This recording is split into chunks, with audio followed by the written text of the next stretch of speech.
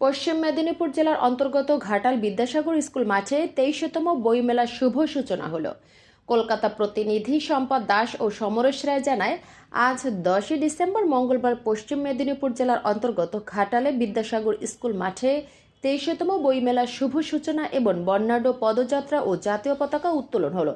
বইমেলার শুভ সূচনা করেন রাজ্যের গ্রন্থাগার মন্ত্রী সিদ্দিকুল্লাহ চৌধুরী। এছাড়া উপস্থিত ছিলেন মন্ত্রী মানস রঞ্জন ভূঁইয়া, জেলা পরিষদের সভাপতি প্রতিভা মাইতি, অতিরিক্ত জেলা শাসক, ঘাটালের মহকুমা শাসক সহ জেলা বইমেলার কমিটির সদস্য তথা জেলা প্রশাসনের আধিকারিকরা। বইমেলা থাকছে প্রতিদিন সাংস্কৃতিক অনুষ্ঠান, বইয়ের সম্ভার ও স্টল। এই মেলা চলবে 16ই ডিসেম্বর পর্যন্ত স্কুল মাঠে।